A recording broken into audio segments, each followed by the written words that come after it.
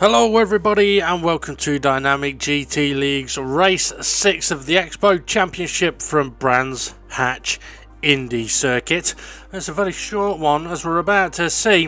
It's only 1.21 miles in length, 7 turns, Paddock Hill Bend, Druids, Graham Hill Bend, Surtees, McLaren, Clark Curve and the Brabham Straight. And it looks a little bit like a flaccid penis. That means limp. Okay, come and look at the championship standings then. Demon R leading the way on 90 points, 12 ahead of Steve F1, who's got a 7-point gap to Twilight in third.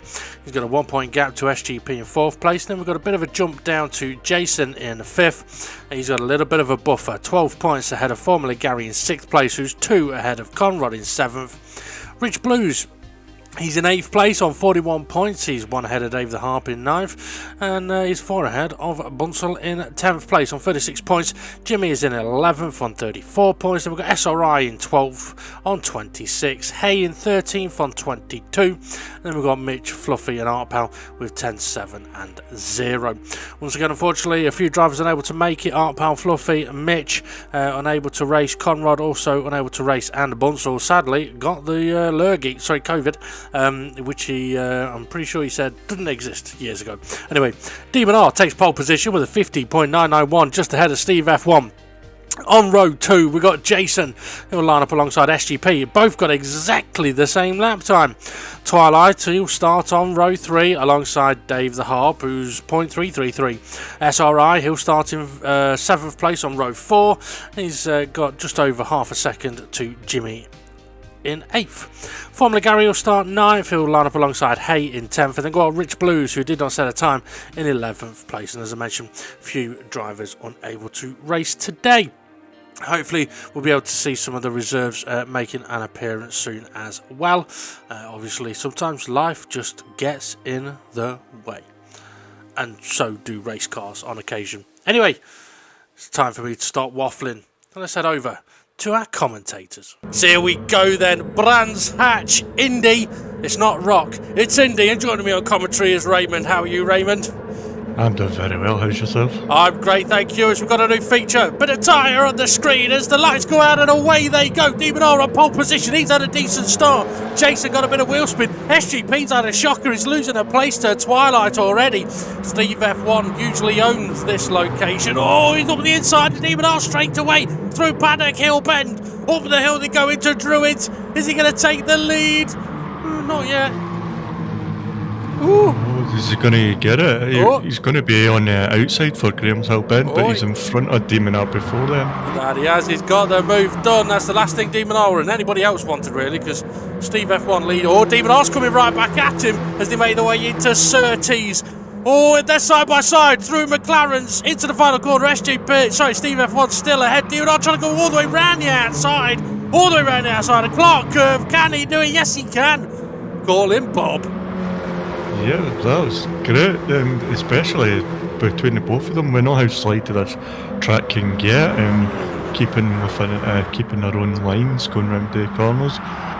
Especially on the opening lap as well, with the tyres being cold. Oh, there's that Jimmy. Is that Jimmy that's just dipped a wheel and got off? I think it was. Yes, and SRI off as well. Sorry, I know I cut you off there, Ray. I just want to quickly mention to the viewers that on the screen, as Twilight is making a move, we do have a new feature of the tyre wear indicator. Raymond, you asked for it, you got it. Now you're going to use it? Nah. Okay, no problem. As we see Jason on the... No, it's SGP on the back of Twilight, sorry. I thought it was Jason for a minute there. I need to go to his Specsavers. Well, yeah, because Jason's car's green and Twilight's car is red. No, I thought it was SGP, not Jason. Okay. There's a light green there. Okay, well, if you squint your eyes a little bit, yeah. Okay, Demon R's open up a bit of a gap to Steve F1. Dave Harp closing in on SGP. SGP's having to go defensive into Druids. Gary there as well. SRI and Jimmy catching back up quite nicely. Rich Blues on the pack cam. Oh, Twilight's dipped a wheel. He's dipped a wheel at Graham Hill Bend. Oh, SGP's knocked him around.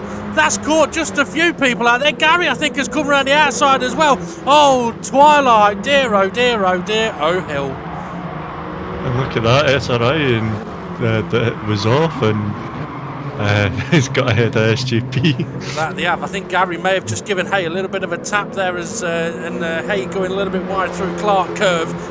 It's so easily done around this track. I mean, there could be very many different braking points. Apologies as well if the pack cam does get in the way, but tough. I was talking to someone about this last night, actually. Oh wow, Rich has spun. Rich has spun going into the corner. He must have got on the grass. I wasn't talking about Rich spinning last night. I was talking about the cat pan. Oh my god, the cat pan. The cat pan? The pack cam.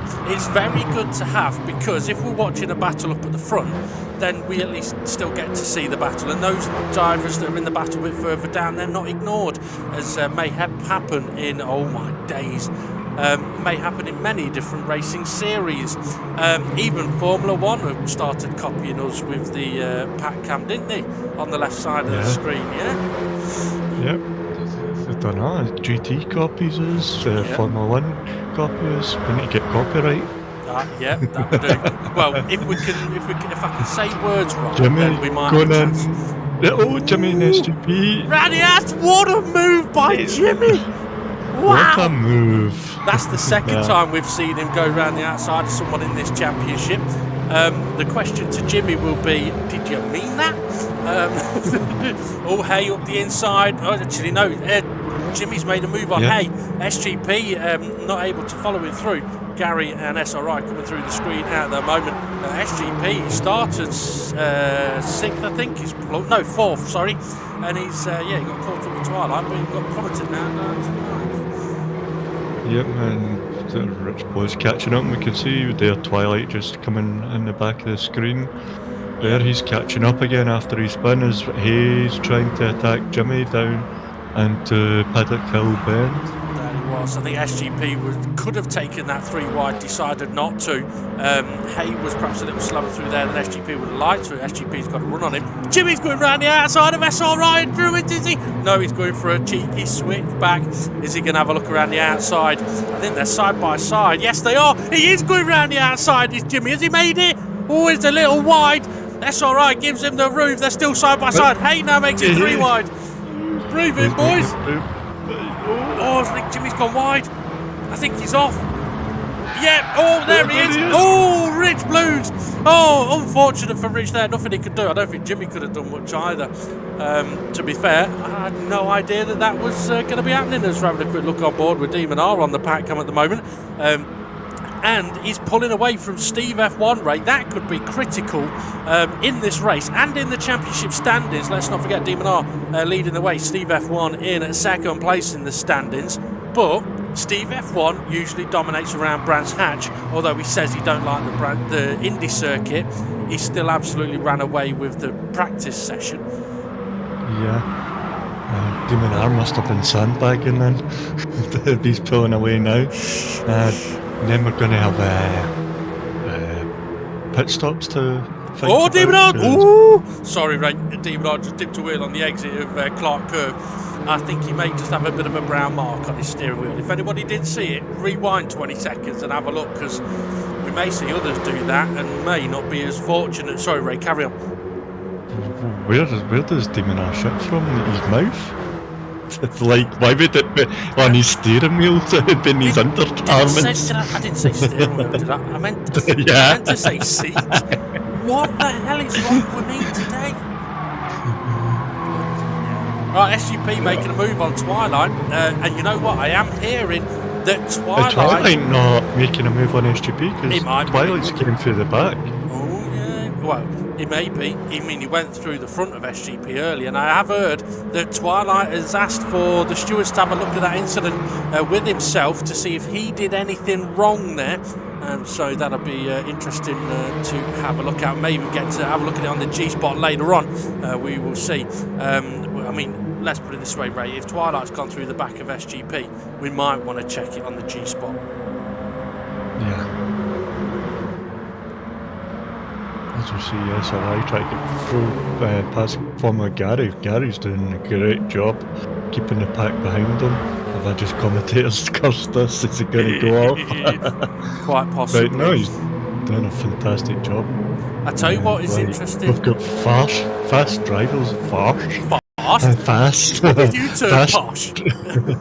fast drivers behind like SGP Twilight. We know they're up there in like Pace. first, second, fourth, and Gary's just holding everybody up, just picking his lines and putting the power down when he can.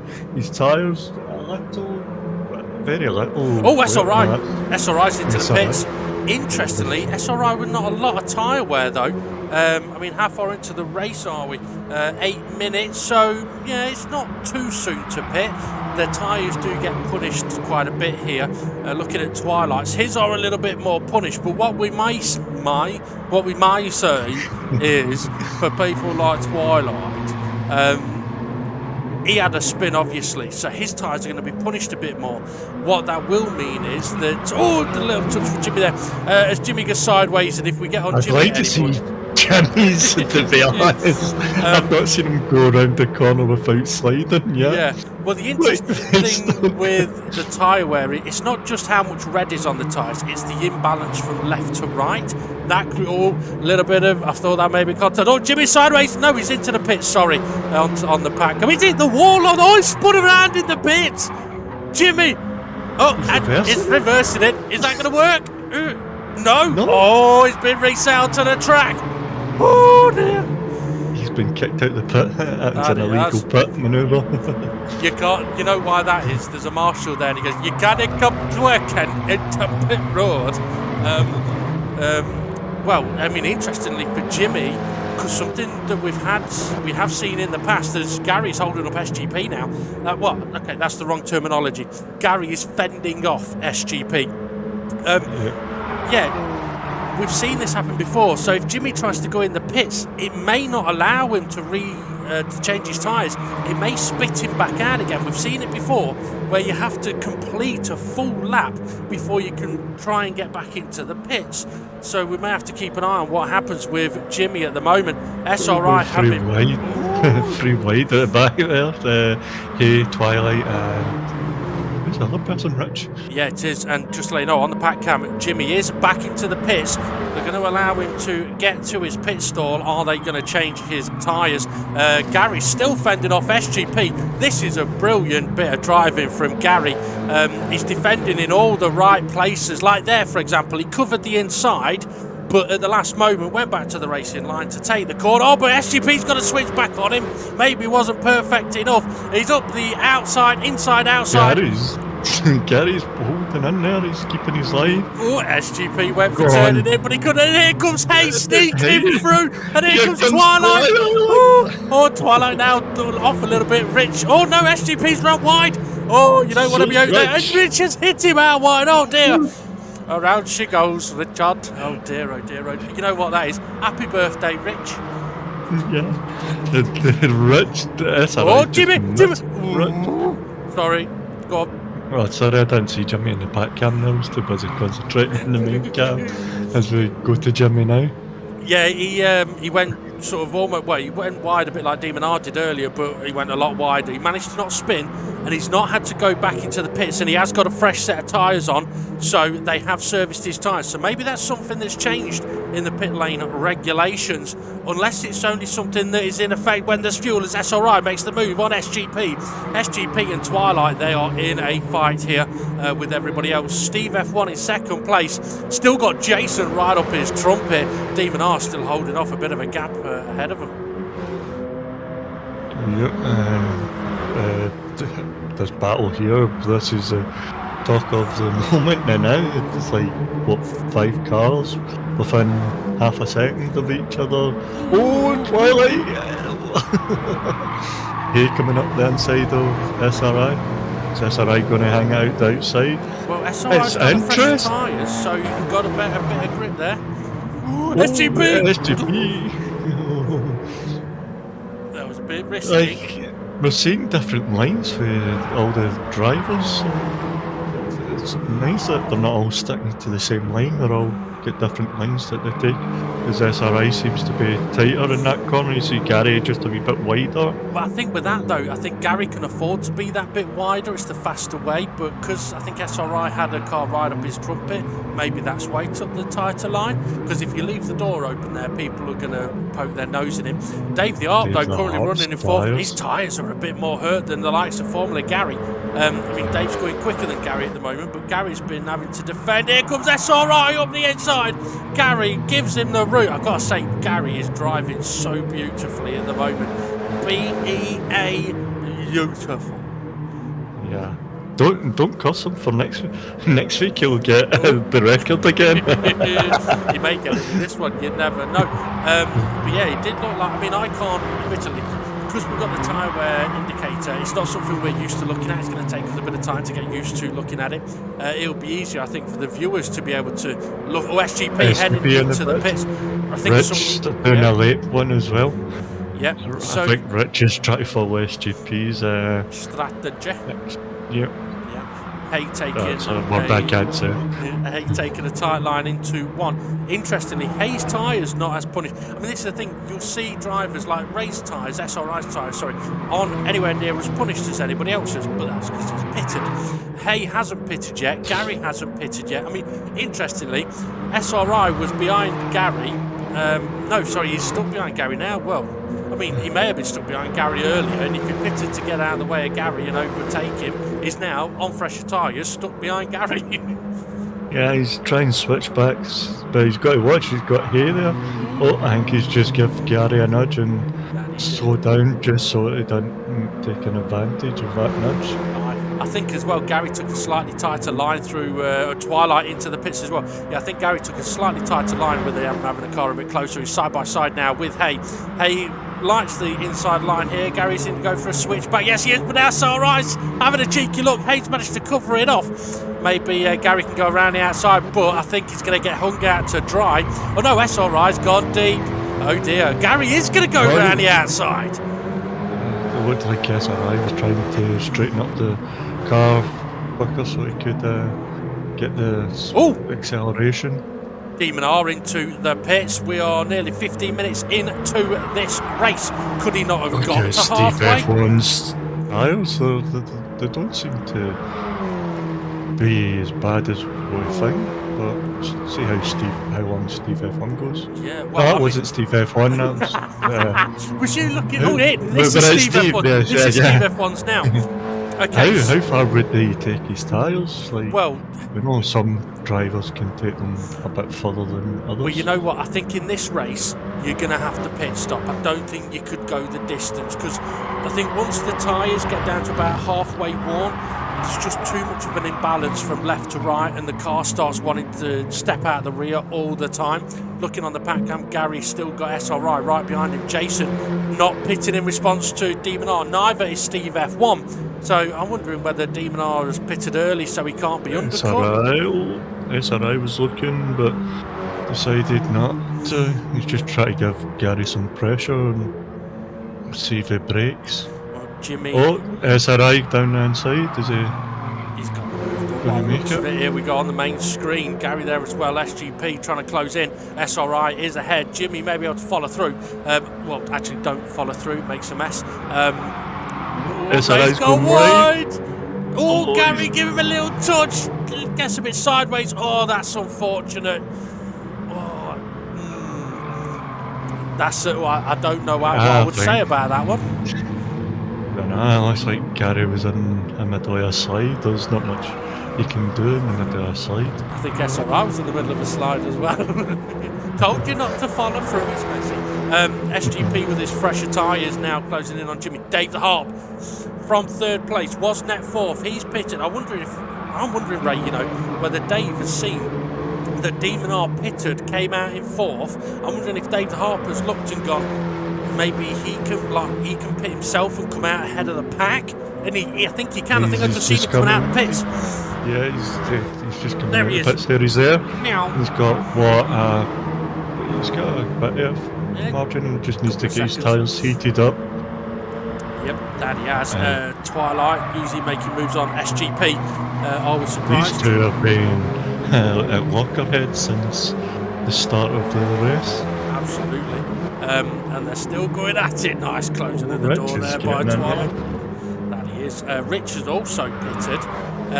Jimmy has pitted twice. Steve F1 still hasn't pitted. Ooh. Okay, so regarding, you asked, Jimmy's gone wide, too wide, Twilight through, SGP through. Rich will say, I'll have some of that as well. Jason doing really well, by the way, sticking to the back of Steve F1. Where's Demon R? Okay, looking at the track map. Yeah, he's going through Druid at the moment, so Jimmy having a look at SGP. I know I'm going on rapidly here, but there's so much going on all of the time. Jimmy sideways, tank slapper. Gonna have to defend to Rich, can't defend. Rich up the inside. He closes the door. I think if I was Rich, I'd have got a bit braver on the brakes there.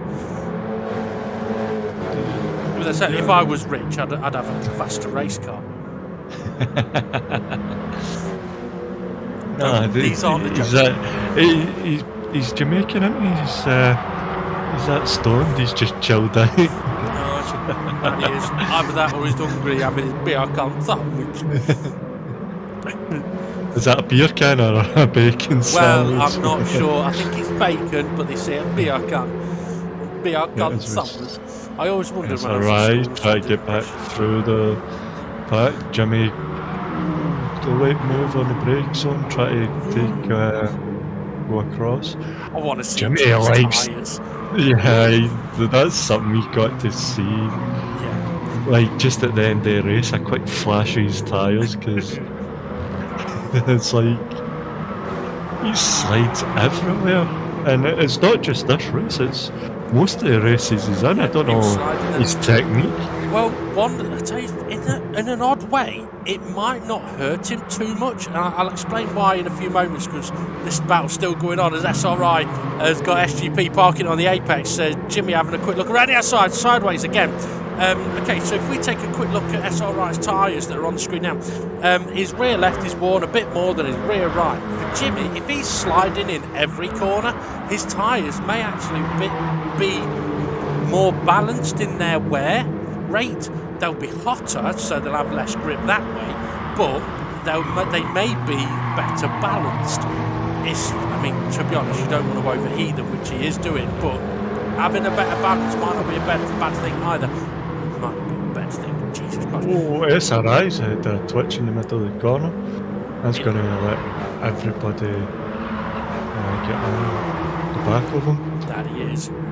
Let's have a look. So Dave the Harp is just ahead of Twilight here as H got a little bit sideways. You know what? Steve F1 and Jason still have not pitted. I'm wondering if they are going to try and go all the way. Jimmy's out wide. That's what he did earlier. He survived it. Well done. He's going to have dirty tyres now down into the braking zone. SRI got SGP going defensive ahead of him. Is he going to go for a switch back? No, he's not going to be able to. SGP covers it off in the background. Hay attacking Rich as well. Dave the Harp. Dave needs to try and keep that gap if he can. SGP making a move. Yeah, Dave the Harp's got to keep that gap, but he doesn't want them catching up and then putting them under pressure. Absolutely. Look at how many's what's up, 5-6 cars all in a gap. I gaggle. Yes, so it's about to be 8 cars because there's a couple more latching onto the back of it. Steve F1 and Jason have not pitted still, so they've gone longer than halfway. Who's that in the green car there? Rich Blues having a look at SRI. Hey, thinks about making it 3 wide. Rich says, no you don't. No, actually goes, no you don't, man. SRI, don't want to be dipping wheels there. There. Oh dear, into the gravel he goes. Oh dear. And it looks like we've got no tyre data on SRI because it's in the key. Actually, I'm thinking SRI may have DNF'd at that point. Jason into the pits. DF1 with no tyre wear. We don't have tyre wear information. Yeah. Don't worry, this is the bit I told you about, mate. Okay. I wanted to say Steve the Harp's tyre wear. Steve the Harp's tyre wear? Dave the Harp's tyre. Don't you worry, we've got a bit more time yet. It will return. I've just you won't know this, but I'm currently just plugging the Trilogy Series name of this championship, so don't you worry. Dave the Harbour actually on board with on the pack cam at the moment, as Twilight's just got a little bit wide. Gary into the pits. Steve F1 still has not pitted. Who's coming out of the pits now? That might be Gary actually. So Gary currently, yeah, it is Gary currently last, but on a brand new set of tyres, which I reckon he can get to the end. Demon R on the pack cam now, and Steve F1 is into the pits. So we're not going to get to see Steve F1's tyre wear, but I'm wondering, Ray, whether he's covering off Jason. Because if he was covering off Demon R, he'd have pitted ages ago. Jimmy and Rich side by side. Jimmy, I thought he was good for the pits. It's Jason pitted, or? Yeah, Jason pitted the lap before, yeah. And interestingly, Steve F1 has come out ahead of Jason, so Jason hasn't gained anything on the undercut. I suppose being second and third, they do get a lot less boost. We've talked about this before. Jimmy making a move on Hay into Druids. Yeah, we've spoken about this before. If you pit and come out like third or fourth, you get hardly any boost. You pit from first and come out 10th, you get loads of boost. Yeah, and the pack's catching up with Dave the Harp. They're getting closer as well. Looking at Demon R's tyres, he's had these on for about 10 minutes. Now we get Steve F1's tyre wear. Yeah, they're brand new. We don't need the tyre wear, or Dave the Harp. Dave's tyres are alright. He should be able to get to the end from there. Yes, SGP. Oh, Jimmy's. Jimmy. Well, yeah, he's into the pits. He's into the pits. Yeah, don't go spinning it again. It's no surprise that you wanted to see what Jimmy's tyres were like. He quickly showed you before he's getting rid of them. I didn't get to see if they were imbalanced or not, but I got a bit of fight for you. You should try that. What's that? Speed dating. I done it one. Met a woman. I went out with her for a whole minute. How'd it go? Only lasted a minute. Okay, I've just got a speed dating. I was waiting for the punchline then. You probably had Kirsty just go, "Oh, yeah, been speed dating with on that." I'm not that she sounds like you missed the punchline. I got it. Yeah. Well, it's a random question for you as Rich is attacking Hay on the pack cam. Dave Harp is being closed in a bit by Twilight, but he's safe enough at the moment. Dave would just be hoping that whoever is behind Twilight keeps attacking, because Dave can see Jason and Jason can see Steve. I don't think Steve F1 can see Demon R at the moment though. But yeah, random question for you, Ray. If you could be any animal for a day, what animal would you be? Don't know. That's not too sure. Well, I'd be a seagull, because then I could shit on their head all day. See how they fucking like it. But what happens if they're flying above you? You're still gonna get shit on. No. We're swapping places. All side by side, Hay and SGP. This will allow Twilight to open up a little bit of a gap maybe. Quick look at the pack cam. Jason, bit bigger gap to Steve F1 than he would have liked. I tell you what, Twilight and SGP have been in one hell of a race. Dave the Harp. But he's going to have to keep an eye in that gap. He's got to manage it. Keep one eye in the mirrors. What I was going to say was though, who I'm just not in the corners. Yeah. Who I'm interested in here though is Gary, because he's got fairly fresh tyres. He pitted about 3-4 minutes ago. Twilight taking a very tight line. What, 14 Dave's in the pits. Ago? Dave the Harp's in? Yeah. I don't see his tyre there. Well, we saw him a couple of laps ago. I actually said, well, I reckon he can get to the end. Yeah. Maybe he's not feeling it. Maybe he's wanting it. He's seen that the pack was catching him, so maybe he's went in, I'll get tyres and hopefully be able to pass by the end of the session. Possibly. I mean, yeah, maybe it's a case of rather than being swamped, rather than defending, be the one attacking. It's a risky move by Dave because, I mean, he was in 4th place. and I don't think it'd have been easy for the likes of Twilight SGP to get past him. I mean, this is no disrespect to Gary, as we're looking at Dave the Harp on the pack cam at the moment. I mean, we did see as well that Dave did have slightly worse tyre wear, so maybe on the pack cam we might be able to see something with his steering or something. Feel free to keep an eye out, folks, on that. But SGP couldn't get past Gary earlier, and when SGP had much fresher tyres, so it does show that it is tricky to overtake here, as Gary says no, it's not, and he overtakes Rich Blues into turn 1. Rich is coming back at him though. SGP can't do anything about Twilight at the moment. Hay still ahead of Rich Blues, so Rich Blues has held on. Can't see it yet because we're looking at someone in a silver car. Yeah. I need to sack that camera guy. We've got action going on behind and he's stuck his cells. Are you going to do it instead? No. We don't need to sack him. He's got a slide on there, did SGP. I think Twilight may have gone a little bit wide though. Dave Harp still on the pack cam. There's not a lot of action. You know what? You don't feel great for a night and you give the rolls over to somebody else and look what happens. Aye. Well, I mean, who took my job? Was that Steve F1? It was, yeah. Rich going for an overtake on Hay, down into turn 1. Can Gary follow him through? No, he can't. He may be able to actually attack him on the exit instead. Yes, he is. Jimmy's there as well. By Hay. Difference. By Hay. That was cool. That is a bit old for probably every one of our viewers, apart from Dave and Hay. Gary gone? Good question. Jimmy making the move on Rich. Jimmy's been carrying some speed. His tyres are obviously a lot fresher now than they were before he pitted, but with the way that Jimmy's been driving, I wouldn't be surprised if he ends up having to pit again. Just as a comparison, by the way. Sorry, just as a comparison, Demon R's on the pack cam, so maybe a comparison to Dave the Harp. So did you say Rich was in the pits? Yeah, Rich went in the pits. You were talking a moment ago as well about rolls, SGP sliding. No, that's Dave the Harp. That's Dave the Harp, okay, I got confused there. Okay, SGP going defensive, Hay in the pits as well. SGP going defensive on Jimmy. Twilight, he's going defensive on the grass.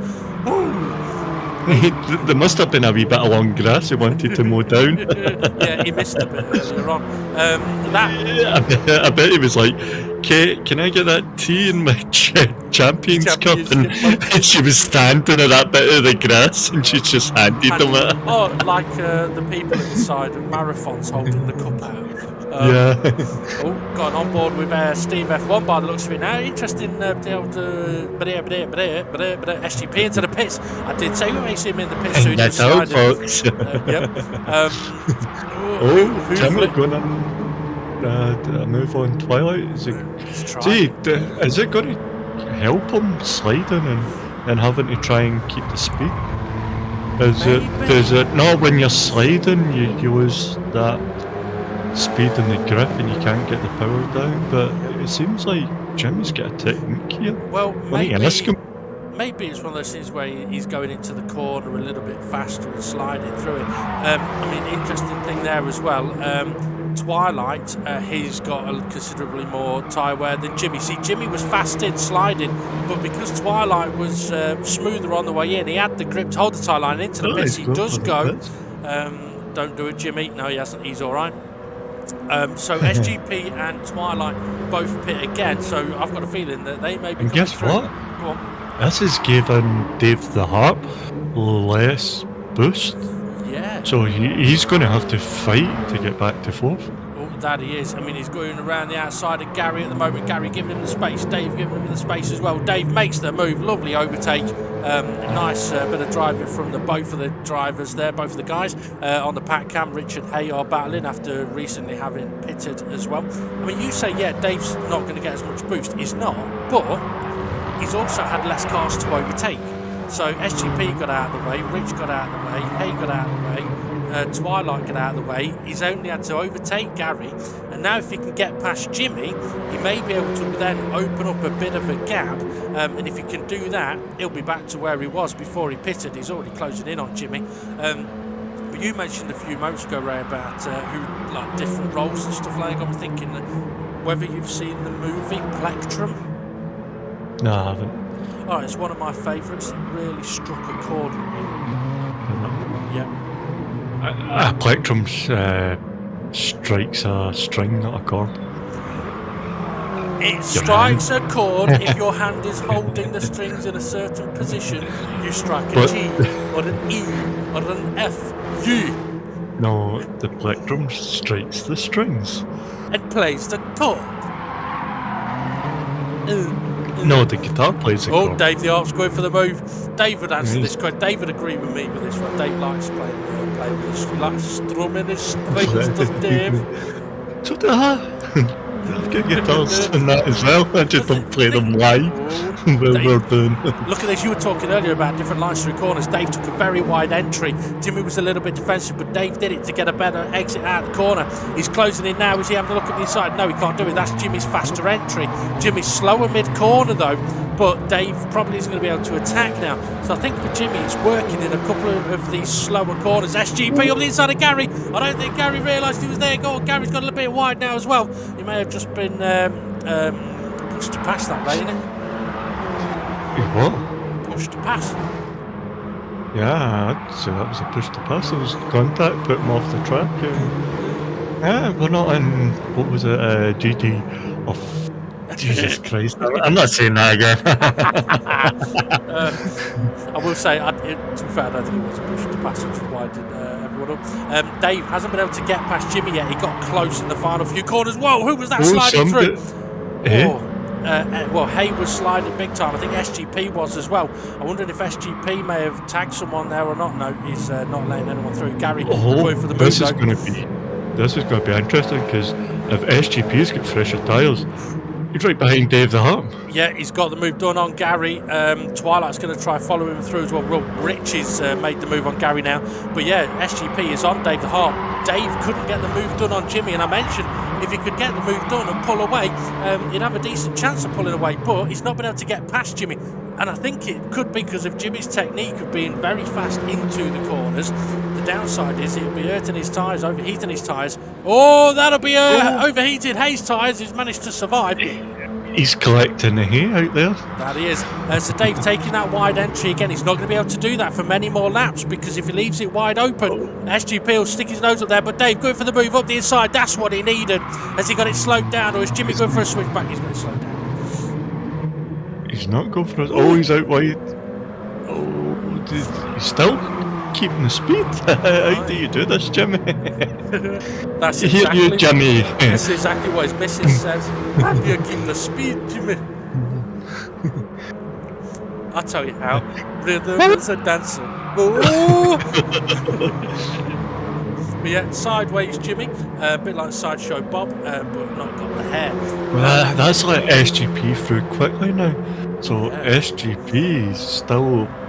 This is looks like it's going to be tight for the end. With what, 5 minutes of racing to go? What's that? We're doing what, 15-minute laps? So we've got about 5-6 laps to go. Something like that, yeah. Excuse me. The interesting thing now for Dave the Harp is if he starts going defensive, SGP is going to be on him like a rash.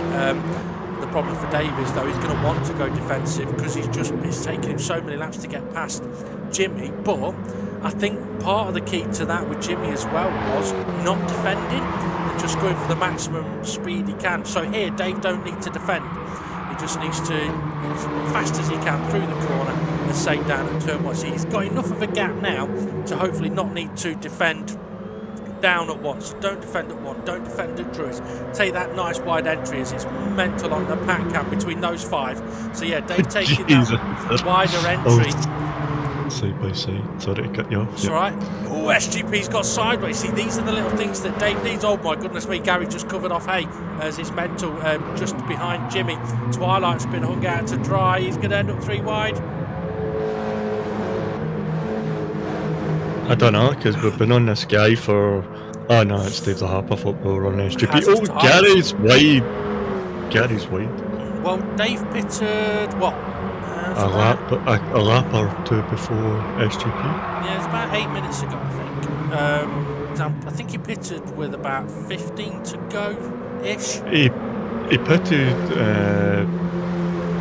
and then as he caught up with the pack, SGP pitted. That's true, yeah. So Dave's gone defensive, by the way. So this, oh no, goes defensive but uses the track to his benefit. SGP trying to take a faster line through the corner. Dave will defend here, I reckon. Might defend middle of the road. Interesting tactic, a risky one, but interesting one. If you defend middle of the road, it sort of opens the track up a bit more for you. Doesn't need to defend here, doesn't really need to defend in the next couple of corners. Always gone a little bit deep though. That'll give SGP the opportunity. Dave may feel he'll need to defend as Rich got a bit sideways on the grass in the background. Yeah, and with these battling, here comes Twilight to add on to the story as well. Oh yeah, well actually, you know what? A lap ago, Twilight was 3 places further back, so he's had a phenomenal lap somewhere. Oh, SGP's on the back of Dave the Arp. Dave may be a sitting duck down at 1. Is he going to defend the inside? Is he not going to be fair, if you're going to defend, you've got to defend the inside at turn 1 here. He's not defending at all. I like it, Dave. He's gone for the maximum speed through the corner, and SGP gets wide on the curb. See, well done, Dave. See, we've talked about this before. If he'd have defended that corner, go on. Gary's gives Rich Blues a smack, but he didn't hit anybody else in front of him. That's all right. I heard Rich likes a bit of a smack on his birthday. But yeah, I mean, we've talked so many times about Dave the Harp when he's ahead of someone and he defends and it's costing him time. That then was a perfect example at turn 1 of not defending. He could have defended it and lost time. He didn't defend it. It's a risk, but SGP couldn't attack him because Dave was too quick on the entry into the corner. And to be fair, a minute and a half to go. Oh, that we have. Got it, hold on. See, Dave's not defending again, and SGP's too far back to do it.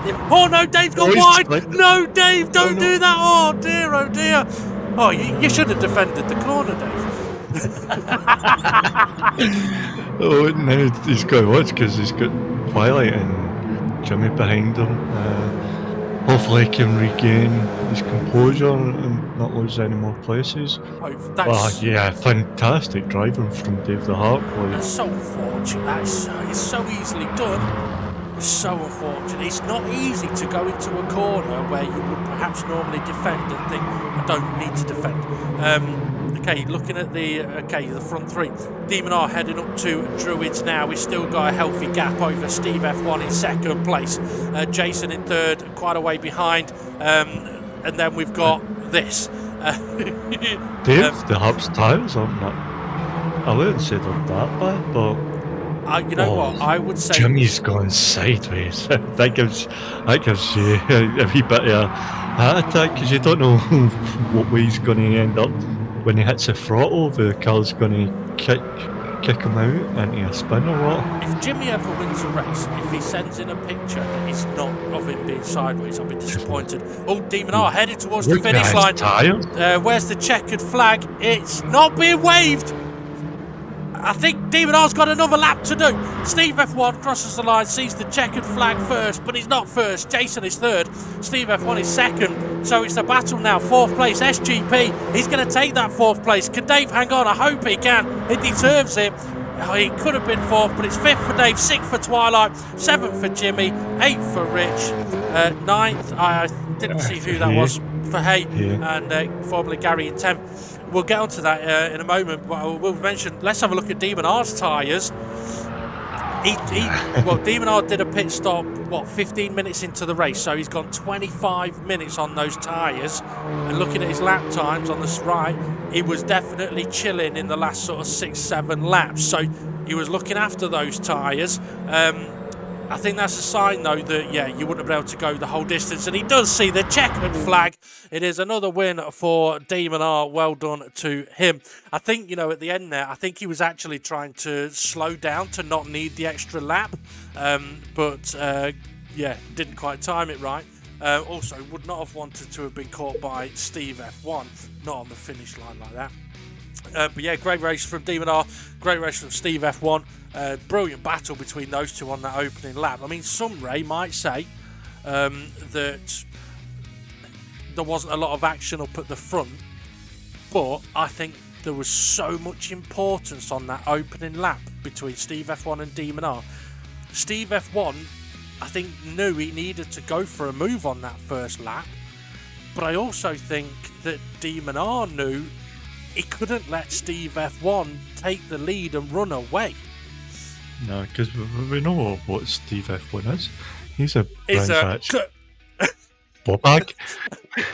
It's a Brands So Hatch ball bag. He's got the T-shirt that confirms it. Anytime we race at Brands Hatch, Steve F1's up there, either winning it or second place.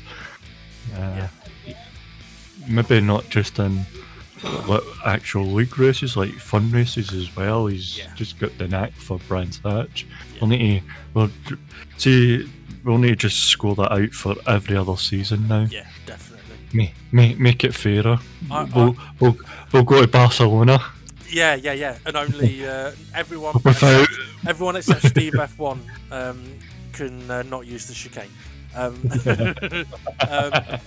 be fair, I wish GT7 would have Donny Park on it. Oh, I'd love that. I gotta say, I mean, last week you asked me who I thought had the best drive a week or so ago. I think Gary's had an absolute blinder here. He's massively unfortunate. He's ended up 10th, but he hasn't ended up 10th because of a last couple of laps crash that I know of. He's ended up 10th through just a great battle with everybody and the way the race ended up panning out. Because I know before we did commentary, I actually said, we're not going to waffle loads here, Ray. I'm going to waffle quickly.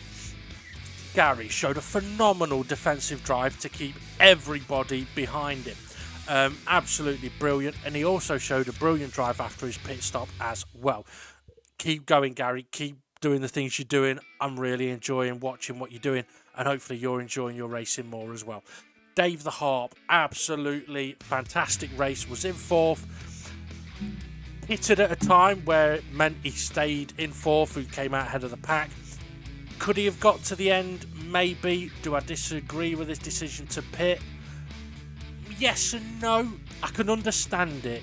If Dave felt he'd have been under too much pressure and perhaps would have punished the tyres, then why not get a fresh set on as soon as possible and be the one doing the attacking? Brilliant driving when he had SGP behind him, and just so unlucky that he ran that little bit wide. But I think... But go on. Yeah, it's also easy to do in that corner. Oh. Like, just maybe a millisecond too late on the brakes, or you've turned in too much that you're getting slide understeer. Or you turn in a fraction late, you get on the marbles. We've even seen it where people get a little bit sideways, they catch the slide and then it grips and goes left. I mean, let's put it this way, if you haven't gone off at Paddock Hill Bend, you ain't driven Brands Hatch properly. Let's put it that way. I think Dave's had a great race. Twilight, so unfortunate. And we will have a look at what happened to him in the G-spot. We'll get to that in a few moments. I think he was doing what was unfortunate. I think after that he's had a cracking race. Really good attack. He's had to deal with being attacked brilliant. Jimmy, although he's been sideways everywhere, I still think he's improved. He's not involved in anything daft at the moment. Well, okay. Apart from the pit entry. But yeah. Just back it up. Yeah. Did they have the bleepers on the car? Well, these don't have a horn, unfortunately, I don't think.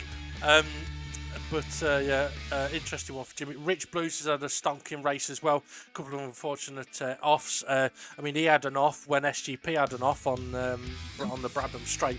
So Rich goes off and hits a car that's off, which is brilliant to see. I think brilliant race overall and non-stop. But very handy, I think, to have that tyre wear there, Ray. Yeah, it was nice to see the difference on the tyre wear, even though we didn't use it as much as I thought we would. But as you said, we're still learning it. Yeah, it's something we're not used to looking at. I mean, I found myself a couple of times looking at that, seeing the tyre wear and going, oh, then looking at the car, and then perhaps the camera would change, because that's the other thing as well. We've basically got to go see the tyres and who we're on, because even though a car may be in the middle of the screen, that might not be the car the tyres are for. So the way to tell for the viewers is on the left hand side on the tower, the name that's grey, we've got the white box. That's the one that it's showing the tyres for. except for when the cameramen decide to take that feature away for us. But again, for the cameramen, that is a new system which will take a bit of time to get used to. What it does mean, though, is in the future, if we have races with fuel, for example, we may be able to also get to see what fuel situation people have got, which could be very interesting. So yeah, we'll see what happens with that in the future. But also, I think with these races in the crossbow being very short tracks, rapid laps, I mean, we're talking 50 seconds a lap around here, a lot of action going on, a lot of things happening. It's not as easy to sort of like just go and sit on one car for like 30-40 seconds and check the details out. There's too much stuff happening. But on longer tracks with different cars, maybe we'll have a bit more ability to do that. As for the championship situation, the gap between Demon R and Steve F1 before this race was 12 points. Demon R's just opened up that gap a little bit more, and I wouldn't be surprised if a few of the drivers, like Steve F1, SGP, He's open. Dave Up Twilight now. Yep. Well, the thing is, I think they'll be hoping that Demon R's going to start drinking again. So if SGP turns up to Demon R's with a case of beer, we know there's been a conversation. Because, to be fair, Demon R's winning streak, shall we say, has changed massively since he stopped drinking. Right, crack open a beer, Ray. That's to be the perfect time for that sound effect. Don't worry. But yeah, I mean, I'm not saying that you shouldn't drink, but for Demon R, maybe you shouldn't. But there we go. Okay. Anything else you want to mention about that race, Raymond? No, fantastic. A lot going on. Seen SRI retire early. Oh, yes, yes. A wee bit too much. Not as in a sense of being in the pack, it was more how much concentration and try to sort breathing out. So kind of got a wee bit too much for SRI, so he decided to retire before, and if he put himself in any made himself I will. But great racing for the guys. The guys were fantastic. Well, let's not. I mean, in all fairness, pretty much every person who races in DGT has some kind of issue somewhere. Whether it don't have an issue. Jesus Christ, you get issues. Oh yeah, that's my favourite song. Me, my heart of get issues. See, I thought you would have liked "Don't Go Breaking My Heart." Then halfway through the race, I'd had to message you to see if you'd kickstart my heart. Yeah, but everybody's got it's dealing. Staying alive. But yeah, everybody's dealing with something. Yeah, whether it be physical, mental, work, family, whatever it is, everybody's got something going on. And I mean, we've seen it with other people. Sometimes, whether it be your just head's not in the right place, and you think, you know what, I'm just going to cause carnage for other people. The best thing I can do is stop. Or you mentioned about breathing.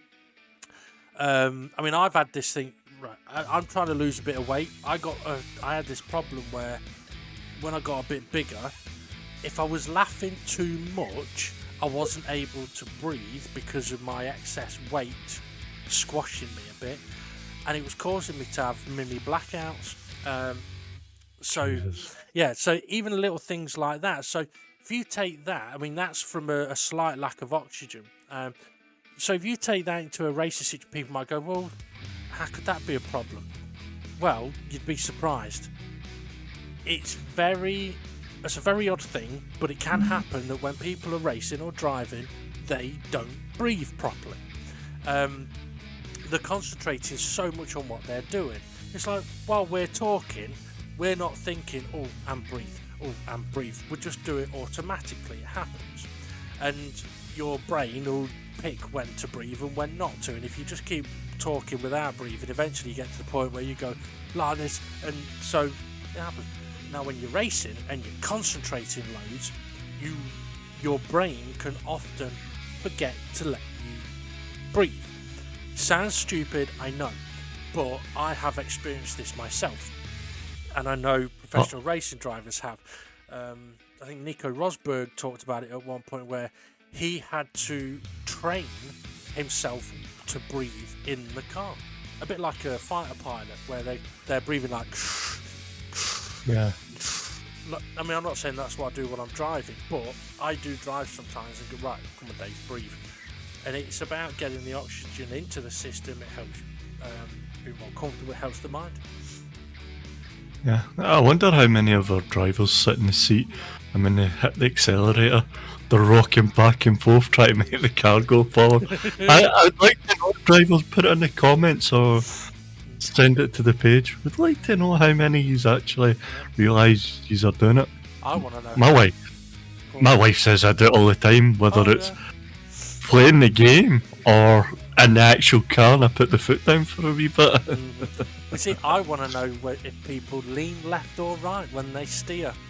Now, I do that. Yeah. Well, now when you're using a wheel, I can kind of understand that, but it's whether the pad users do it as well.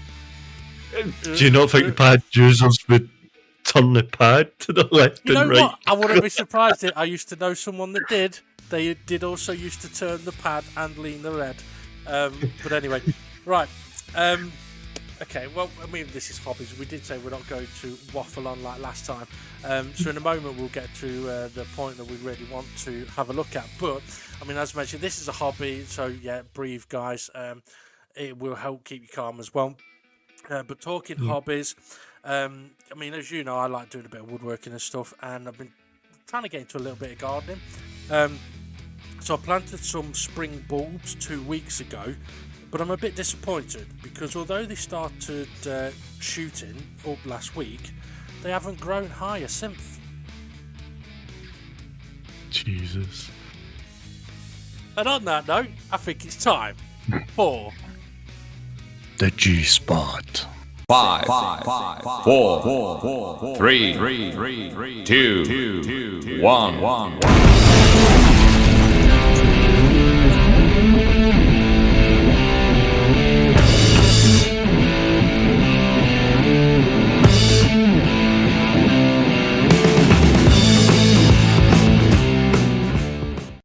So it's time for the G-Spot, Raymond, the part of the show that you really enjoy.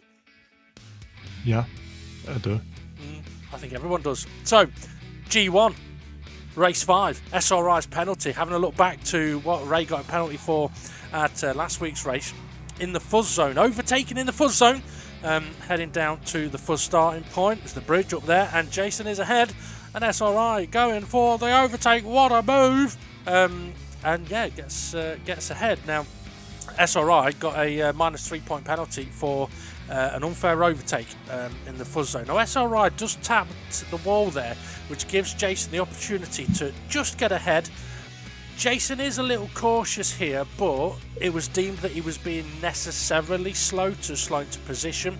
But I wondered as well whether there may have been a bit of hesitation on Jason's part as to whether SRI was going to be stopping or not. So as we have a quick look here, the fuzz starting point is the Shinbashi sign. If someone's been kicked there above the road, so you can have a look and see that so Jason is ahead of SRI. So per the fuzz rules, at this point SRI needed to back off, let Jason slot in, and SRI at the time thought that the cars ahead were going unnecessarily slow. There's the Shinbashi sign just to show that Jimmy is behind Dave.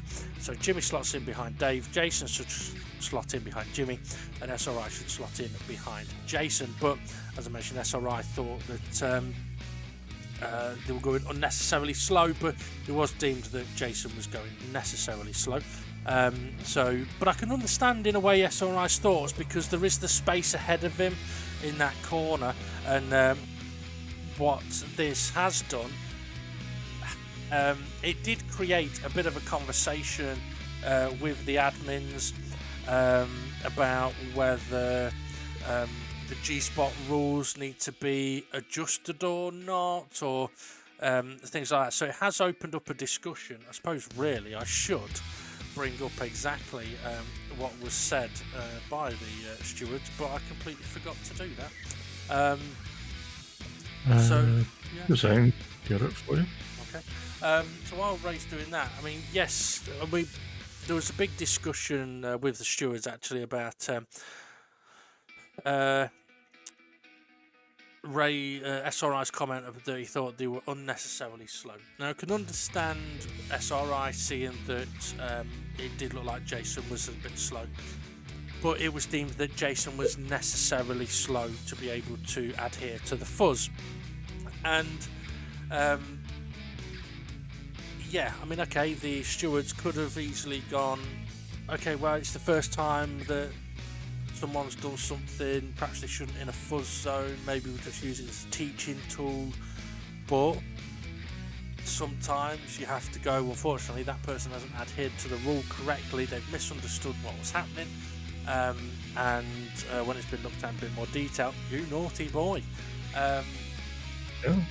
So the steward's view was Jason gets the gets a bit of exit out the previous corner and has part of his car ahead of SRI at the start of the fuzz zone. Jason has to brake early for the chicane due to cars in front of him and loses place to SRI. So the verdict was that it was viewed as an unfair overtake by SRI. Yasin was going necessarily slow rather than unnecessarily slow, so he was having to adhere to the cars in front of him, we would say, to filter in. Yep. Unnecessarily slow would apply to drivers either recovering from an incident or braking significantly too early for a corner, neither of which applied in a situation. The stewards noted that SRI reported himself for this incident, so he got the two-stage penalty, which is 3 penalty points to be deducted from his overall championship total. There is the additional notes that the admins have noted the request to review the fuzz zone and will request feedback from the drivers over issues at Tokyo. We can't speak tonight, can we? I'm fine, mate. How are you? As we understand, opportunities may have been limited during Thursday's race.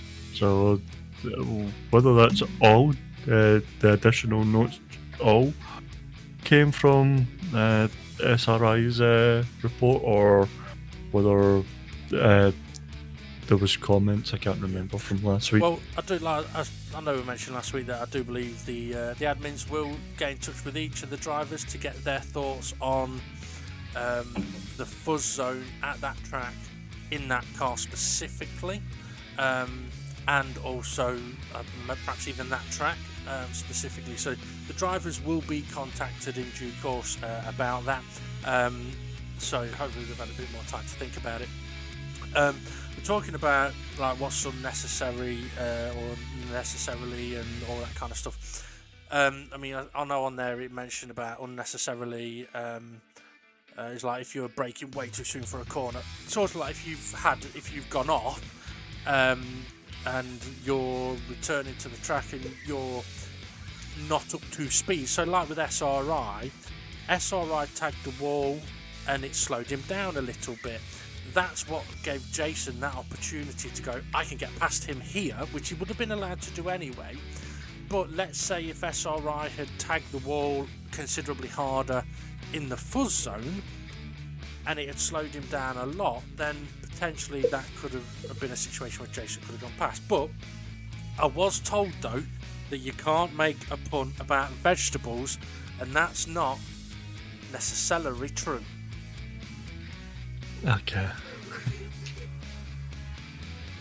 You got to give me credit for working these jokes in, guys. Come on. Like the admins talk, and maybe at the time it was discussed that the wording wasn't right, and I think it was me and you. We talked after doing comms, and you gave a great definition, and I was like, okay, understand it now. Yeah. I mean, sometimes that. I mean, it's one of the reasons why, as well, on like with the G-spot bit that we've been doing recently. Obviously, it's a newish thing, but some drivers may not understand the terminology of something, which is fair enough. I mean, we do try and use a specific terminology for things, and sometimes it can get confusing. So, whether it be what is a dive bomb, there's different definitions to what is a dive bomb, but there may Is be that something Japanese in a fighter jet? exactly, or into a swimming pool. So That's a cannonball. well, yeah, it could be a belly flop. But yeah, so there's different definitions to even things like, okay, what's a fair distance to be behind someone to attempt to? There's so many things. So if anybody isn't sure what the definition really is, feel free to ask, and we can try and explain it in the best way possible.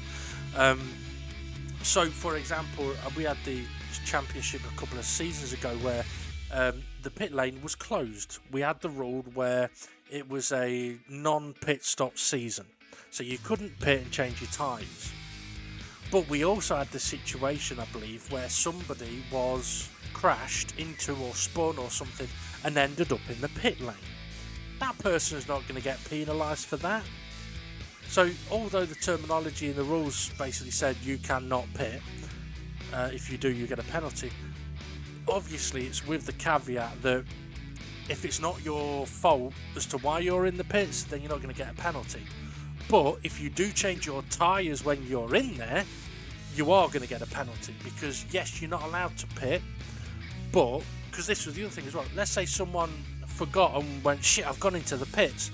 They would have been told live at that time, don't change your tyres. You change your tyres, you're getting a penalty, don't change your tyres. Because you have that choice to change tyres or not. So, yes, there are definitions, but then there may be extras to it. And to be fair, that's something in the rules that it's a bit like, in trying to keep things a bit shorter, we may say, like, okay, so with the penalties, we have stage 1, stage 2, stage 3, stage 4. The admins and the stewards know what stage 1, 2, 3, 4 penalties are. Stage 1 is 2 points, stage 3 is 3 points, stage 4 is 6 points, sorry, stage 3 is 6 points, and stage 4 is points, right? We know that that's what that is. Now, there's a lot more to it than that, but that is an easy way for the drivers to be aware of, right, if it's stage 1 penalty, it's 2 points, if it's stage 3 penalty, it's 3 points, and so on. Now, you may not be aware that that's what it is, but there are other aspects to it. So, what is a stage 1? Well, it covers a number of different things. One of them just being sheer bad luck. Things like that. Was that not the fluffy one we put on?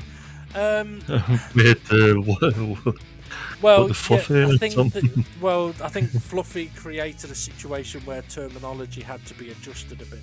So there was differences between like an unfair overtake and pushing somebody off the track. So, like for example, I mean, we joke sometimes on commentary about a push to pass. A push to pass is basically when you've used another car as your brakes, so normally side to side, you've used them as your brakes to get around a corner. That's a very simple terminology for it. But if you do that and the other car ends up off the track, it isn't a push to pass. You have forced another car off the track. So that's where the terminology can change. Now, some may say, yeah, but isn't it an unfair overtake? Well, yes, but an unfair overtake would just be overtaking someone when you shouldn't, like SRI did in the clips we've just shown on Jason. Whereas, had SRI done that and stuffed Jason in the wall, then it's not just an unfair overtake. The punishment wouldn't fit that. It should be more. So there are different aspects to it. And a lot of the time it comes down to how people understand the terminology or a situation. I mean, I'll give you an example, right? It's a situation I found myself in recently. So, no, just keep calm for a moment, okay? So, Keep calm. Jesus. Right. Is this going to bring up something for the past where I've been peed off? Well, we'll see. Okay. As I slipped my finger inside her hole, I could immediately feel it getting wetter and wetter. I was shocked. Within seconds, she was going down on me. Oh my God. It was at this point I knew I needed a new boat.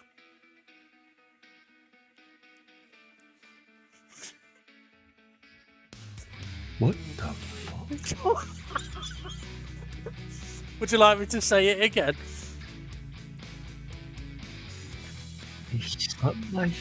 As I slipped my finger inside her hole, I could immediately feel it getting wetter and wetter.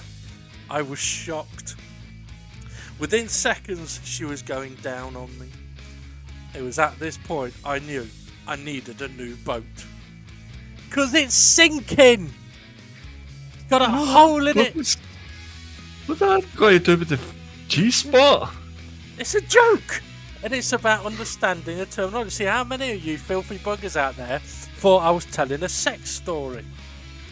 I know it was about a boat. I was like, where the fuck's the hole in the boat here? And anyway, what's it got to do with the G-spot? Well, if you're slipping your finger inside her, you better be finding that. Enough, before we get... At least these videos, and see, this is why we have it, that these videos are not made for under 18. Amateur. Yeah. Okay, so should we move on to the next G-spot clip, shall we? Yeah. Okay, so let's have a look. If I remember rightly, this may be Jimmy. Now, okay, interest. Before we do hit play on this, Ray, I mean, we will just go straight through it. But at the time of seeing the race footage, commentating on this, I thought that Jimmy had completed the overtake in the corners and thought that he'd done wrong, that he wasn't allowed to overtake in the fuzz zone. Interestingly, let's see what happens. So, Ray, get ready to take a look at this one in 3, 2, 1, let's go. So, G number 2, race 5, Jimmy and the fuzz. So heading towards the pre-fuzz corner, he's got Rich and Gary side by side. Jimmy has a cheeky look up the inside, makes it work. He's now behind Gary, so we know where the fuzz zone starts. Gary's gone defensive. The fuzz zone starts at the bridge.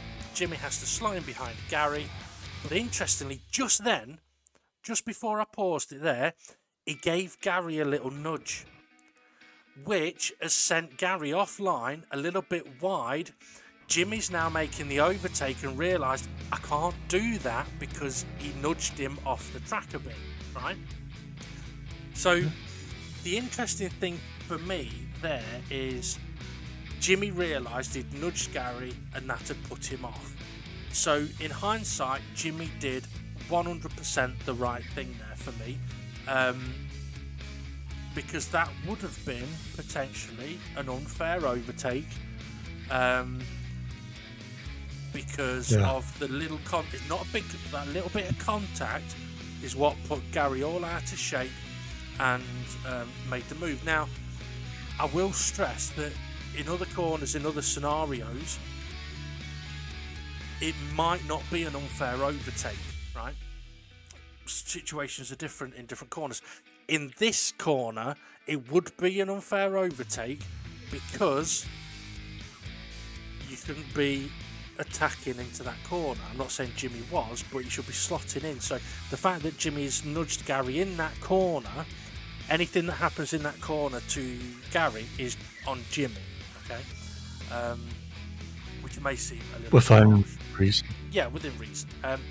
But the interesting thing about it as well is that there were 2 points where I paused it. There was the first one, which was just after the little nudge, and the second one where I paused it at the second part because that's where, had there been no contact and Gary had gone in that line of his own accord, from that point Jimmy could have legally gone for the overtake. You had to have the right to overtake at that point. Exactly. Because the fuzz it's initially for the entry to get everybody single file, but in that specific incident, without contact, if Gary got himself a little bit out of shape by the second apex, Jimmy would have been well within his rights to go for the overtake, as would anybody behind them. So if people want more on that, we can sort of go into more on that on another occasion. But yeah, I do find that. Well, I've got to commend Jimmy actually for realising he made a mistake and making sure that Gary kept the position. Yeah. Anything to add on that one? No, he done well. He realised he nudged him, seeing that Gary's vehicle was going wide, and that he realised I can't overtake at this point because we're supposed to be behind each other, and he pulled to the side and let Gary back through. Yep. So done everything right. And I mean, let's not forget that was last lap of the race, so it's not like Jimmy could have waited much longer to give the place back, or to make sure he doesn't gain. And to be fair, Jimmy did end up losing a number of positions there, I believe. I know I didn't show it in the footage, but he didn't. I mean, he definitely didn't gain anything. He lost places. But yeah, so I think that sums that one up perfectly. So we go on to the next one then, Ray. We've got multiple G spots this week. Okay, are you ready? We speed it. Oh, bloody hell. You've just set me up perfectly for a joke that I was working out how to set up, but I'm not going to do it yet. Alright, okay. Right, are you in position? Okay, let's go. Ready for the next bit of footage in 3, 2, 1, let's go. Okay, so G3, race 6, Twilight reporting Twilight. So I mentioned that Twilight wanted the stewards to look whether he did anything wrong. I think he reported himself for an unsafe return. We see he dipped a wheel there, gets sideways, SGP tags the side of him, spins him round, and Twilight's off the track. So a couple of things in this. First off, Twilight has reported himself for an unsafe return to track. Personally, my own view is, well, exactly, terminology. He's dipped a wheel here, so easily done, but you can't have an unsafe return to track if you've not gone off the track. And I genuinely don't think there was anything Twilight could have done in this situation. Once he dipped a wheel and the car's gone sideways, he's having a spin. And there's nothing that SGP could do, as we see from this view. I mean, SGP is quite far back, sees the dip of the wheel, Twilight gets sideways. SGP can't go left, he can't go in, he tags him, he's trying to back off. A lot of cars coming past here, so we'll take a look at Dave the Harp's view, because I don't know if Dave the Harp could have done anything either. So Twilight dips the wheel, SGP is trying to avoid it, can't. Dave tags SGP, and that sort of pushes Twilight a bit more. Not a lot Dave could do there. From Gary's view, this is potentially a bit interesting, because some people may say that Gary does an unfair overtake here, but to be honest, I personally think Gary takes evasive there. He's taken evasive, he's off the track. As he continues on in a moment, he can't go left, and some may say it's an unfair overtake, but Gary actually doesn't gain positions there. Yes, he's overtaken a couple of cars, but multiple cars do come back past him. But in that situation, I don't think that's Gary doing an unfair overtake, because he's taken evasive to avoid the cars that are crashing. Now, if he'd have come round the corner much later, it may have been a different scenario. But in that scenario, Gary's done nothing wrong there. There was nothing he could do. But as for Twilight's report, and let's see what he actually put. I asked to be looked into was. He returned to track unsafely. Yep. I've got. Yeah, can you have a look at my unsafe return to track where I take out SGP? So, Yeah. as we mentioned, a couple of things there. Personally looking, I mean, anybody can dip a wheel at that point. But also, as you're saying, right? Go on. He didn't leave the track. He had two wheels on the track at all times. Exactly. It doesn't matter if it's the left or right or the front two or the front back. Yep. Two wheels. Yep.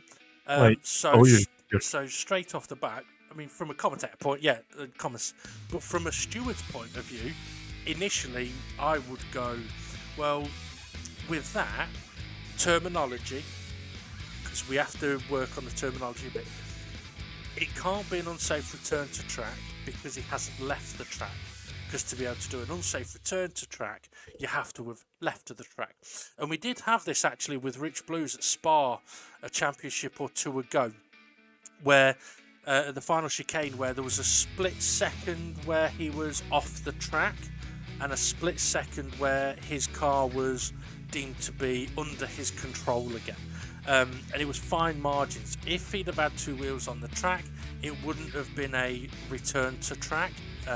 Because he wouldn't have technically left the track. So like with Twilight here, he hasn't left the track, so it's not an unsafe return to track. So the question then would be, is it something else? Like, has he done something? Has he taken somebody out? Has he done something wrong? For me, the answer is no. That is just unlucky. That's unlucky to SJP and Dave the Harp. Yeah. That are collected in that. There's nothing like. How could we expect Twilight to control that situation? Yeah, you can't. You can't. So, Twilight's done his best, what he could have done, and whatever came towards him came towards him, and there's nothing naked to do either because it's happening in front of them. So well, it's exactly. I mean, that's one of those racing incident then. Yep. Of one of those shit happens moments. I mean, it's one. There's a couple of factors to it that, I mean, we don't really like to work with what if, but I'll give a few what ifs just for the viewer's perspective. What if SGP and Dave Harp had been much further back when they came around the corner? They would have had a lot more time to see what was happening, and potentially Twilight may have been stationary. They would have had more time to hit him. Sorry, to miss him. That was a genuine slip of the tongue. They would have had more time to see what was happening and potentially miss him. In this situation, they had zero time to be able to avoid him. SGP couldn't avoid him to the left because it actually looked like Twilight's car was sliding and going to slide to the left. And a general rule of thumb is, if somebody is spinning around in front of you, aim at where they are, because by the time you get there, they will have moved. Like if they're still spinning from crashing. But this is why we tend to say, if you have had a spin like Twilight has there, once he has come to a stop, that is when you should not move until it is safe to do so. If you're spinning around uncontrollably as a result of a crash and you happen to hit someone, there's not a lot you can do about that. But if you finish spinning, come to a stop, then move into the path of somebody, that's when it starts going, okay, that's, you should be doing that. So, for Twilight, he's done, that's sheer bad luck. It's so unlucky, nothing he could do there. And even for anyone that may have saw it at first going, well, SGP could have slowed down more and not spun him around. Well, SGP was slowing down to try and avoid him, but it also caught out Dave. So Dave tagged the back of SGP, which put SGP into Twilight. Some may say, well, why hasn't Dave got a penalty then for spinning Twilight? Well, that's not what's Twilight. happened in this situation, is it? Twilight's still out of control. He's got no control at that moment in time. So Yep. Until even if Twilight's in the middle of the road and some driver comes round the corner and It smashes into hit, it. yeah, what can Twilight do?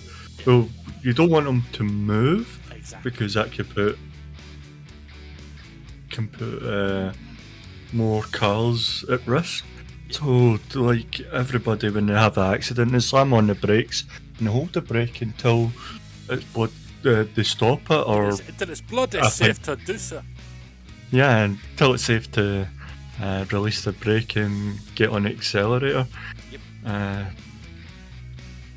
So if he's in the middle of the road and a driver comes round the corner and hits into them, then they should be looking at the track map or their radar a wee bit more and Yeah. You know, getting adjusts. thinking about it, I mean, I 100% agree with you. We've all pretty much had a situation where at some point you come round a corner and there's a holy shit moment where a car may be sideways in the middle of the road. And it's one of those, it can happen.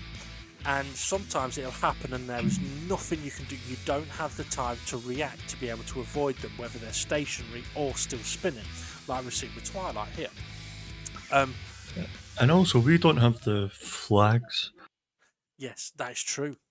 Yeah. on for the warnings because it interferes with the race and how we rule the penalty system and the stewarding system. It also and affects the ghosting.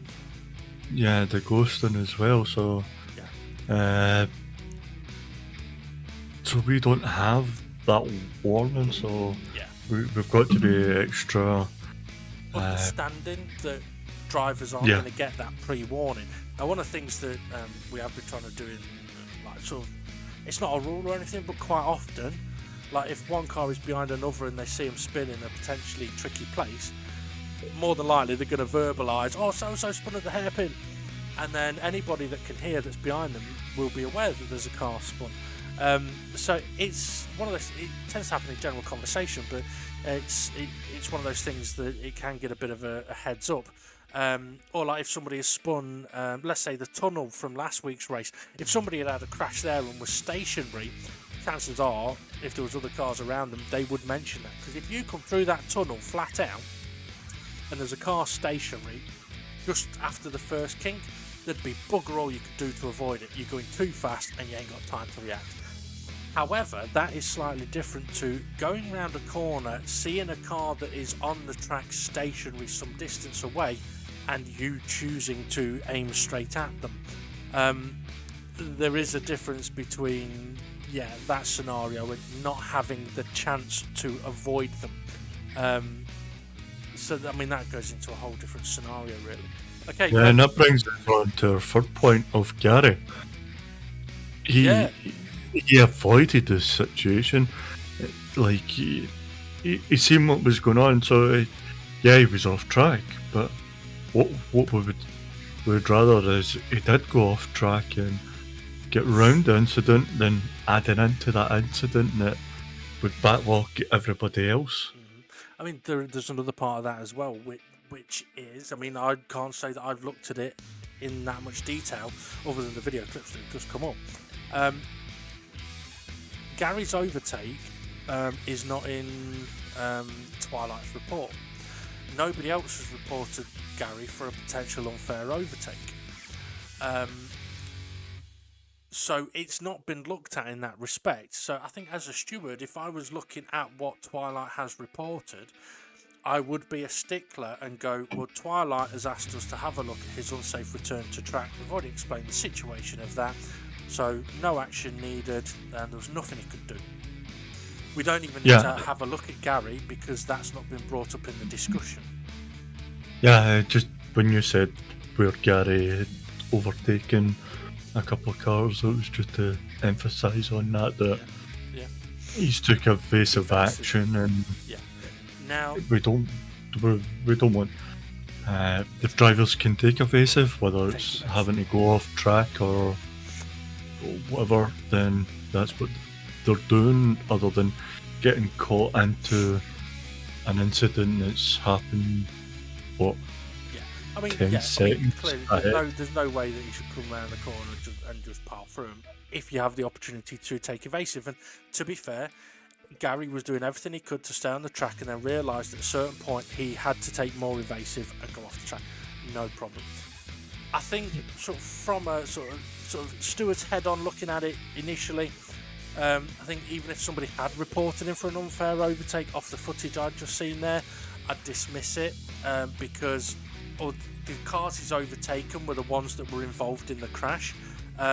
He's not overtaken anybody that was further ahead or ahead of him that wasn't involved in the crash. So yeah, but those scenarios can change. Right, we've got one more to have a look at, Ray, so if you're ready, we'll take a quick look at that. Before SGP gets on our backs of how long we're taking. Yep. Again, though, I mean, this it does sort of lead into the topic of conversation. Should we split the G-spot to a separate video? Maybe, but from the analytics I saw last week, people were staying on to watch the G-spot part of the video. But feel free to let us know if you would prefer it to be a separate part of the video. Or a separate video. But anyway, right, let's go on to this next one, Ray. Are you ready? Oh, sorry, I've already watched it. Bloody hell! Bloody hell! Right, we'll get back to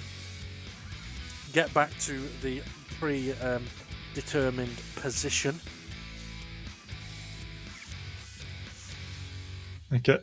Okay, so we'll take a look at this for the first time. So 3, 2, 1, let's go. So G4 race 6, Jimmy pitting, kind of. Interesting scenario here. I don't know whether Jimmy was touched a little bit by Twilight, but it does look like Jimmy was going for the pit lane anyway. So I don't think Jimmy he had the opportunity to not pit if he wanted to. He's got a little bit out of shape, tagged the wall, around it goes, and I can understand it reversing up the pit lane, but unfortunately they don't like that at the pit entry. SRI comes around the corner to find a ghosted car. Probably wonder what the bloody hell you done. But yeah, I mean, it's just taking a piss a bit of Jimmy in a way. It's unfortunate. He's tagged the wall, he's spun it round. I can understand why he's tried reversing it in. I don't think he'll be trying that again. I wonder when he reversed it in, he had bleepers or a whistle on.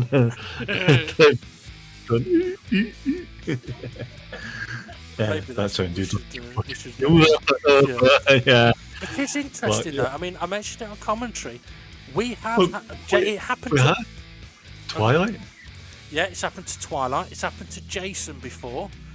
Jesus, yeah, a few. Jesus. Yeah, I'm pretty sure with Jason, I think he. I don't know exactly what happened.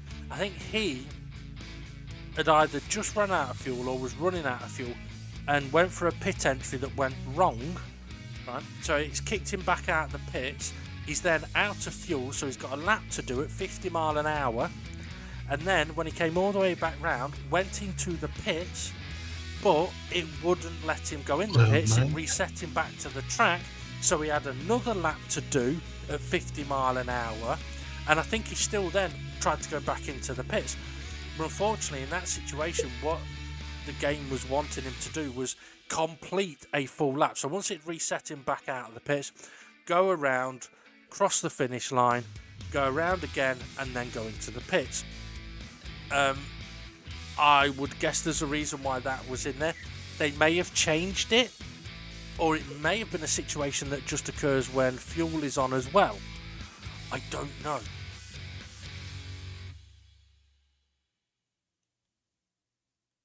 That could be.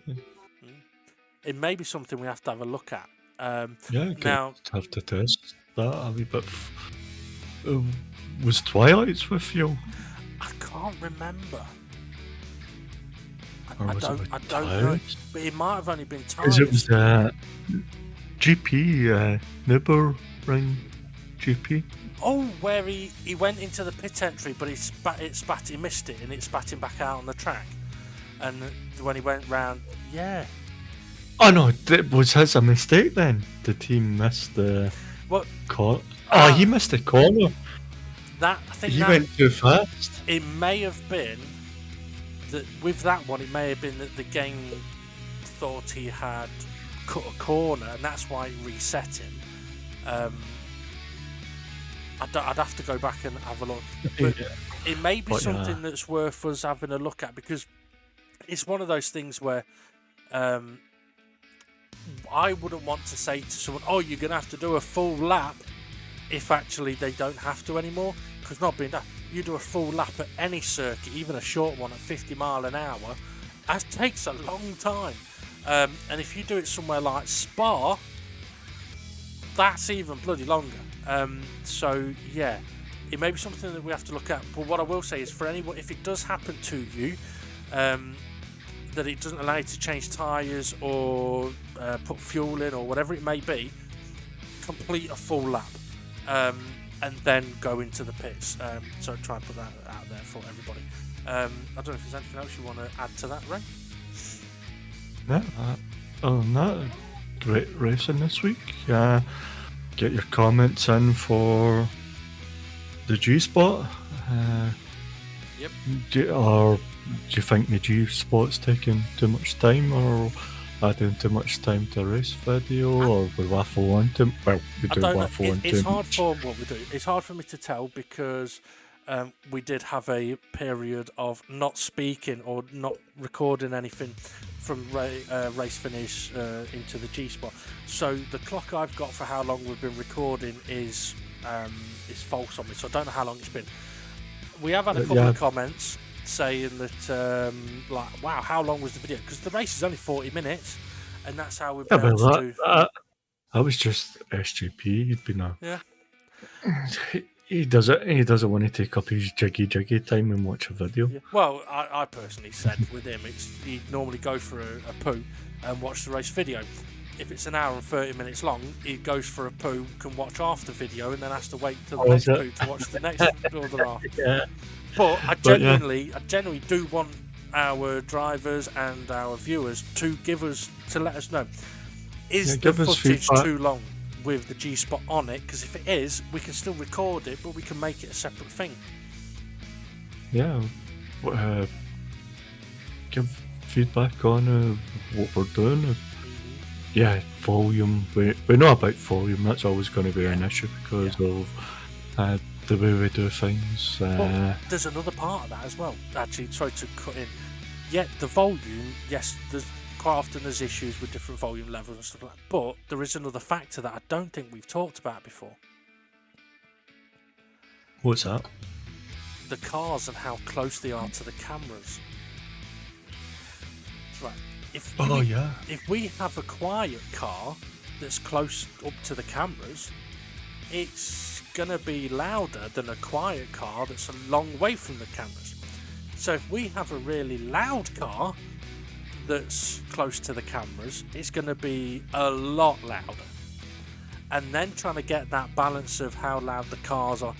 Now, admittedly, when it comes to sorting the volumes out, I tend to go to a baseline level, a number for the volume for the cars, which is where it occurred to me. It's like, oh, well, yeah, actually the cars are closer here. Well, if I tried to tweak the volume, taking that into account, holy cow, we wouldn't get race videos out ever. Yeah. So unfortunately, folks, so a bit like when we did the Mazda Group 1, that loud beast, there would have been some races where the cars were really loud and us not so much. And then the next championship, those cars are really loud compared to the Expo. So yeah, that is a factor that you're going to have to think of, folks. You need to shout more to be heard, I'm fine. What? What? Right, okay. Was it on... I was waiting for you to finish, but... Okay. Oh, I thought you were saying something. I thought you were ending it, so I was going to go on that and then let you finish it. Well, I was going to say that brings us to the end of the G spots. So in a moment, we shall go and take a look at the confirmed race result and the championship standings. So, I mean, actually, you know what? That was some. Sorry to keep going. One idea I did have, Ray, was maybe what I could do on the videos is although like right now as we're talking, we don't have the confirmed race result or the championship standings, right? However, I may be able to do it on the videos so that it goes, the race ends, we talk a bit, the driver's post-race comments are shown, apart from this week because Rich is on holiday, he's having his birthday. Happy birthday. Yep, happy birthday. He's called Big Neil, but he's really small from what I've heard. I'm not going to say Charlotte. I'm not going to say what I was going to say. I'll get into trouble. It was to do with size and the other name for a Richard. Okay, so yeah, so I could do it where the race ends, we talk a bit, shows the post-race comments, then I could input the confirmed race result and the standings and have the G-spot afterwards, and then that way people wouldn't necessarily have to wait all the way to the end of the footage to find where the standings are, because some people might not be interested in the G-spot stuff, which is fair enough. Yeah. So I may... We could have that. We can maybe have something like if there is a penalty, to put next to the penalty G-spot 1, 2 or 3, if that's easy enough to do. Maybe not. I'd rather not go down that route, because then it's more stuff for me to do. But obviously on the confirmed race result and the champion standings, it would show on there who has got what penalties. It's just when we do our commentary, we won't know. So while we're actually doing the G-spot, even though it would be after the confirmed race result and the standings, we may not know the confirmed race result while we're talking about it. This week, where we've had a look at Twilight's report, who did it live for me? yeah. We did. Ray hadn't seen it. But yeah, so let's say if that would have been a situation where Twilight would have been getting a penalty, for example, if we were recording it and putting the... Ideally. Yeah, we wouldn't have that confirmation of the penalty until a day later from us doing the commentary. So it may get a little confusing, but it may work better. We'll see. Give us your feedback, guys. Okay, so in a second we'll go on to the confirmed race result and the championship standings. But before we go, I just want to mention that I said to one of my nieces the other day that the Rolling Stones were one of my favourite bands. And they said, who? I said, no, their second favourite. Really? No, it's a joke!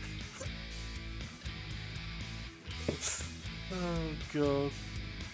See how a pinball wizard that around? Right. And on that note. Time for the race result and the championship standings. Okay, so confirmation of the race result. Demon R taking the victory in the maximum 20 points, finishing ahead of Steve F1 in second place, Jason third, SGP in fourth, Dave the Harp in fifth place with Twilight in sixth, Jimmy in seventh, Rich Blues in eighth, Hay ninth, Formula Gary in 10th, and SRI with a did not finish. And I can confirm as well that Twilight Zone hasn't been penalised for his unsafe return to track, because it wasn't an unsafe return to track and there was genuinely nothing he could have done about it. For more information on that, check out the Dynamic GT League Facebook page. Once again, apologies that the video has gone on a long time, this one. Get your thoughts in about the whether we should separate the G-spots. Right, let's have a look at the confirmed championship standings. Demon R then leading the way on 110 points, now got a 15 point gap to Steve F1 in second place with 3 races to go. SGP moves up to 3rd place now on 83 points. He's 1 ahead of Twilight, who's now in 4th place on 82. Jason in 5th place still on 71 points. Got a bit of a buffer down to Dave the Harp now in 6th, who moves up to that 6th place. 1 point ahead of formerly Gary in 7th. And Gary's 1 point ahead of Rich Blues in 8th. Got a bit of a gap there, 6 points to Jimmy in 9th place on 44. Conrad drops down to 10th place on 42. Bunsel 11th on 36. Hay moves up to 12th on 30 points, and SRI is 13th on 26, with Mitch, Fluffy and Art Pal not moving. Okay, there's the result for this one then. Something we didn't talk about yet is next week's track, so let's take a quick look at that, shall we? Now, it's a circuit that's not been used much in the DGT League. Autopolis short course. It's 1.88 miles long. Got 9 corners, as I've written it. Yeah, I think the last time we used this track would have been in the Grievo. It's a very tricky little circuit. None of the corners have got names yet, although by the time the race is finished, it'll probably be that corner's a bitch, that one's a bitch, that one's a bitch, and that one's a bitch. They all may just get called turn bitch. But yeah, a few key points to know about this circuit. Number 1, the pit entry is nasty. It is very, very narrow, very, very tight, and it's got an awful little chicane in it. So I would recommend 100% practice a pit stop, or at least practice a pit entry, guys. Turn 1, tricky braking zone, downhill. Also, not easy to see the apex of the corner. We may see quite a few people struggle at turn 1. It can catch anybody out at any time. Nice little run down to turn 2, and then we're into... So it's a very rhythm section, sort of 90 right, that's quite quick into turn 3. Although it's a double apex, I've called it just one corner mainly because you do treat it as one corner. And then into the hairpin, turn 4, and that's a nasty little hairpin as well. Very, very sharp hairpin. We may see a few overtakes or incidents there. Turn 5 is a bit of a kink, but it's noted because it's very easy to lose the rear end of that corner. Turn 6 is an awkward one. It's a long corner. It's a quick corner. You get it wrong though, and you're going to be finding yourself into the barrier pretty quick. Turn 7, not much in there. Turn 8, that is probably the most nasty corner on the track. The break-in point is so much earlier than you might think. We will see people go deep there. And then turn 9 is just a little bit of a kink. But if you get turn 8 wrong, turn 9 is going to be evil. Okay, sorry for going on for so long. Hope you've enjoyed it. If you have, hit like, subscribe, and the notifications bell. And don't forget, guys and girls, please do give us a feedback on whether we should separate the G-Spot section to its own video and bring the video length down. I do think an hour and 40 odd minutes is a bit too long. Okay, have a good one everybody, and we'll see you next week to see how we get on at Autopolis, and if anybody is going to put Demon R's little winning streak to an end. Someone send him the beers.